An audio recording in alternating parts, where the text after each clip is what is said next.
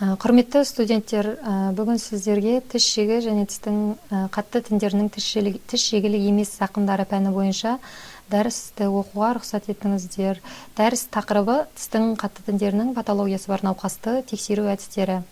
Дәрісті оқушы терапиялық стоматология кафедрасының ассистенті Молдажанова Маржан Серікқызы. Дәрістің жоспары стоматологиялық науқасты тексеруде қолданылатын негізгі және қосымша тексеру әдістерін қамтиды. Стоматологиялық науқасты тексеру әдістері негізгі және қосымша тексеру әдістері болып жіктеледі. Осы әдістерді реттілігімен қолдану арқылы науқаста нақты диагнозды анықтауға және соған сәйкес емдеу әдісін таңдауға болады. Осы науқасты қарап тексерудің негізгі әдістері субъективті және объективті болып ажыратамыз.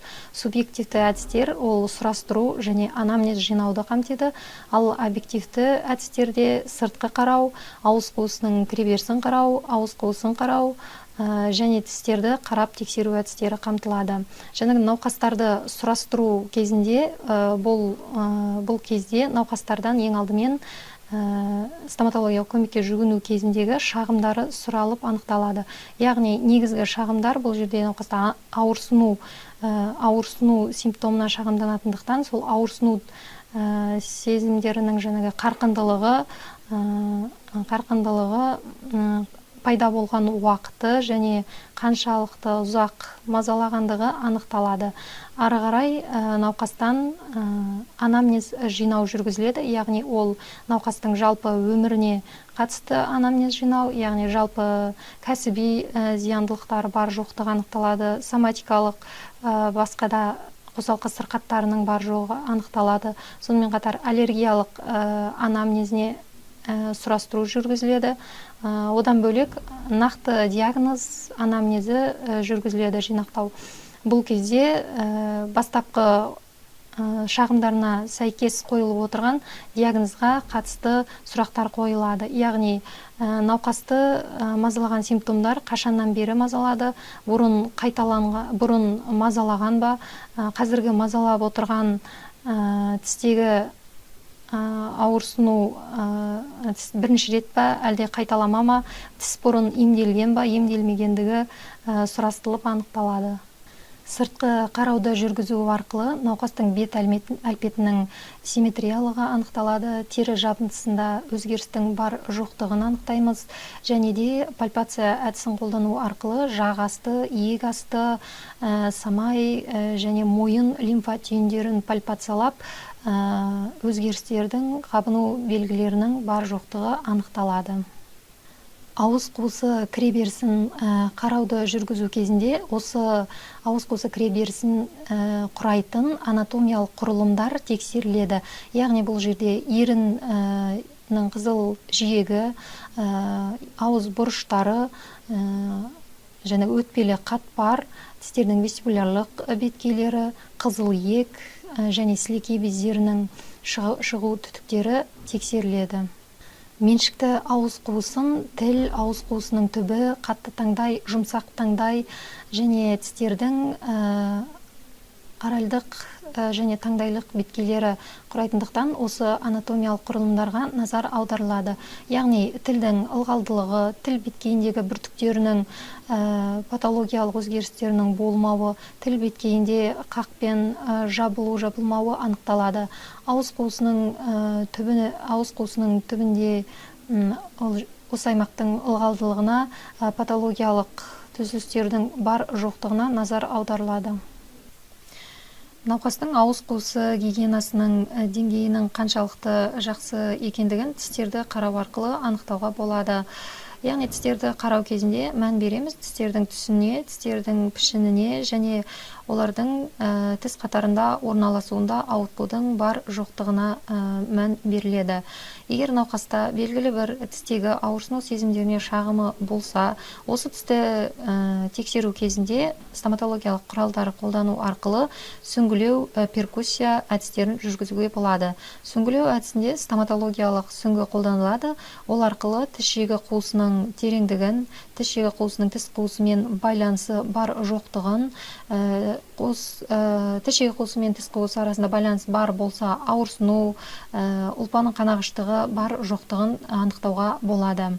Перкуссия әдісін стоматологиялық айнаның жұмысшы ұстайтын бөлігімен жүргіземіз. Яғни айнаның ұстайтын бөлігі арқылы тіске жеңіл соққылаулар жүргізілеміз. Соққы вертикальды бағытта немесе горизонтальды бағытта жүргізіле алады. Қалыпты жағдайда тістің перкуссияға ешқандай ауырсыну реакциясы болмайды. Перкуссия әдісі негізінен тіс жегілі зақымдануларды периодонтит тіндерінің қабынуынан ажыратуда көмектеседі. Себебі тіс шегілі зақымдануларда перкуссия кезінде ауырсыну болмайды. Ал периодонттың зақымдануы кезінде, перкуссия кезінде, егер периодонтиттің қабынуы жедел және асқыну сатыларында болса, тістің перкуссияға реакциясы оң, яғни ауырсынумен жауап қайтарылады. Өтпелі қатпар пальпациясын жүргізу кезінде шағымданған тіс аймағындағы тістің түбіріне сәйкес қызыл иек деңгейінде саусақпен пальпациялау жүргізіледі. Бұл кезде негізгі мақсат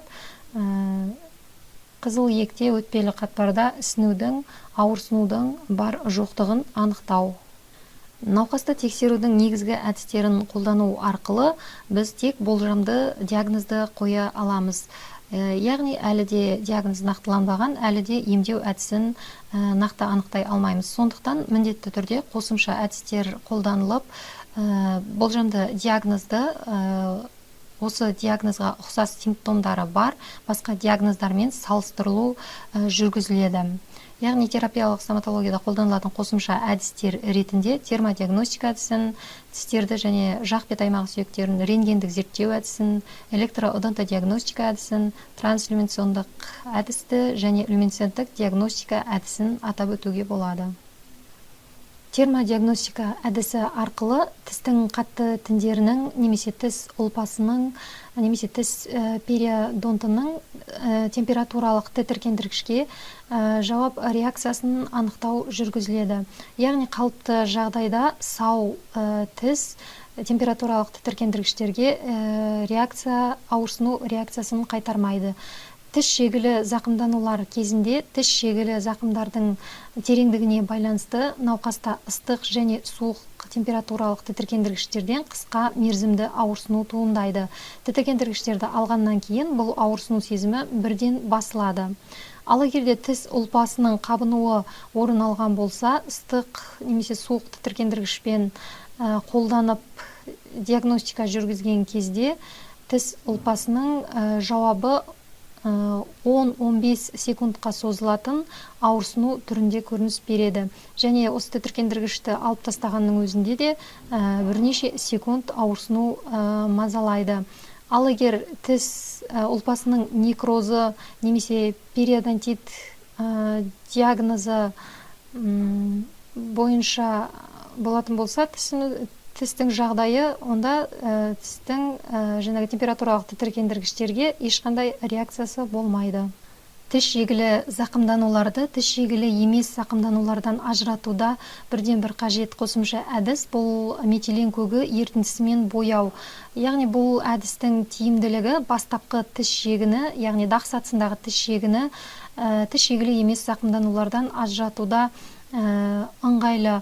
Бұл әдістің жүргізілуінде, яғни тіс беткейі тіс қақтарынан щетка және паста көмегімен тазартылып, тіс беткейі кептіріліп және сілекейден изоляцияланғаннан кейін метилен көгі ерітіндісін тіс беткейіне жағу арқылы бірнеше минуттан кейін сумен шайып, тіс беткейіндегі боялған аймақтарды анықтай аламыз. Метилен көгімен боялған аймақтарды мұқият кептіріп тексерген жағдайда бастапқы тіс шегіні анықтауға болады. Ал тіс шегілі емес зақымданулар жағдайында ақау, тіс беткейінің ақауын бояған жағдайда метилен көгі ерітіндісі тіс беткейінде қалмайды және сумен шайғаннан кейін боялу аймақтары анықталмайды. Яғни бұл тіс шегілі емес зақымданулардың метилен көгі ерітіндісімен боялмайтындығын көрсетеді. Сонымен қатар тіс шегіні емдеу барысында, яғни егеу тіс шегілі зақымдар ақауларын егеу барысында толық тазартылғанына көз жеткізу мақсатында тіс шегі детекторы бояғышы қолданылады.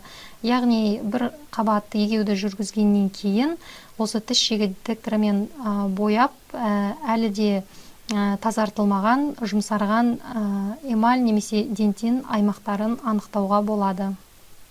Келесі қосымша әдіс электроодонтодиагностика әдісі. Бұл әдісті қолдану арқылы тіс ұлпасының жүйке рецепторларының электрлік тоққа және жауабын анықтауға болады. Қалыпты жағдайда сау тістің электроодонтодиагностика көрсеткіші 2-6 микроампер аралығын көрсетуі қажет. Тіс шегілі зақымданулар кезінде бастапқы беткей және ортаңғы тіс шегі кезінде тістің иоды көрсеткіші өзгермейді, яғни қалыпты да болады. Ал терең тіс шегі жағдайында тіс ұлпасының гиперемиясы орын алатындықтан тіс ұлпасының электроодонтодиагностикасының жүргізу нәтижесі 10-12 микроампер көлеміне өзгереді. Ал егерде тіс ұлпасында қабыну үрдістері жүрген жағдайда бұл көрсеткіш төмендей түседі. Яғни жаңағы тіс ұлпасының қабынуы бұл бізде пульпит болса, пульпиттің жедел ошақты түрінде, жедел диффузды түрлерінде иоды көрсеткіші 25-30 микроамперді көрсетеді. Ал созылмалы ұлпа қабынуы кезінде иоды көрсеткіші 35-40 микроампер деңгейіне өзгереді. Ал тіс ұлпасының толықтай некроздалған жағдайында иоды көрсеткіші 100 микроамперден жоғары болады. Яғни осы қосымша әдісті қолдану арқылы тағы да тістің қатты тіндерінің ақауларын тіс ұлпасы немесе тіс периодонтының қабыну диагноздарынан ажыратуға болады. Стоматологиялық науқасты қосымша тексеру әдістерінің бірі рентгендік зерттеу, яғни бұл әдісті қолдану арқылы тіс шегілі зақымданулардың орналасу тереңдігін, егер тістің қатты тіндерінің зақымдалуы контактілі беткейлерінде орналасса анықтауға болады. Яғни бұл әдісті қолдану негізінде тістің қатты тіндерінің зақымдану тереңдігін, жасырын тіс шегілік қуыстардың бар жоқтығын анықтауға болады. Бұл әдістердің негізінен жеке тісті түсіретін түрін немесе панорамдық рентгенография түрін жиі қолданады. Рентгендік тексеру әдісінің бір түрі панорамдық рентгенография әдісі. Яғни бұл әдіс арқылы жоғарғы және төменгі жақ сүйегінде альвеолярлы өсіндіде орналасқан тіс қатарларын толықтай бақылай аламыз, және де жоғарғы жақ сүйегіне жақын орналасқан мұрын қойнауларын да анық көруге болады. Яғни бұл тіс суреті арқылы және тіс қатарларының суреті арқылы тіс түбірлері аймағында патологиялық ошақтардың болуын, тістің альвеолярлы сүйегінде және тіс альвеола аралық кеңістікте деструкциялы өзгерістердің болуын анықтауға болады. Бастапқы тіс шегіні диагностикалауда аса қажет жаңа әдістердің бірі трансиллюминация әдісі. Бұл тістің қатты тіндерінің жарықпен сәулелендіру кезінде көлеңке түзілуін бағалауға негізделген. Бұл кезде жарық ретінде полимеризациондық лампаны қолдануға болады. Жарықтандыруды тістің оральдық беткейінен немесе таңдайлық беткейінен жүргіземіз.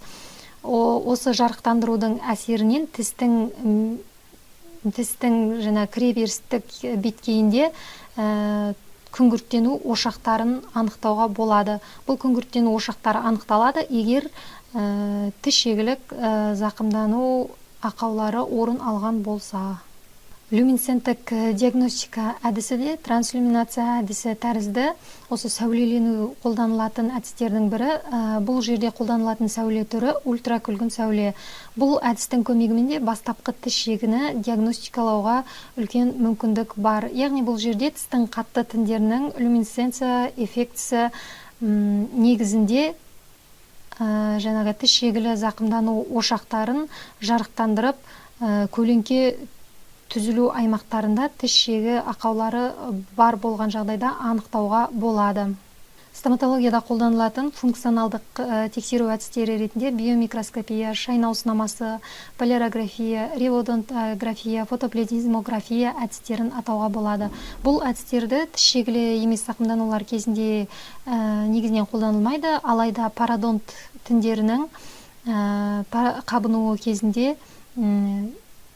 өте тиімді әдістер және пародонт тініндегі зат алмасу бұзылыстарын анықтауға, қан айналымындағы ауытқуларды анықтауға және пародонт тіндерінің аса жүктемеде болуын анықтауға мүмкіндік береді. Зертханалық зерттеу әдістері ретінде цитологиялық әдіс, жағынды қырынды алу әдісін, биопсия әдісін, бактериологиялық зерттеу және функция әдістерін қолдануға болады. Бұл әдістердің негізінен тағайындалуы ауыз қуысының шырышты қабығы ауруларында және де осы ауыз қуысы шырышты қабығында қандай да бір қабыну элементтері анықталған жағдайда тиімді. Және осы қабыну элементтерінде орналасқан микрофлораны анықтауға, диагноздарды, ұқсас симптомды диагноздарды бір-бірінен ажырату үшін тағайындалатын тиімді әдістер болып келеді.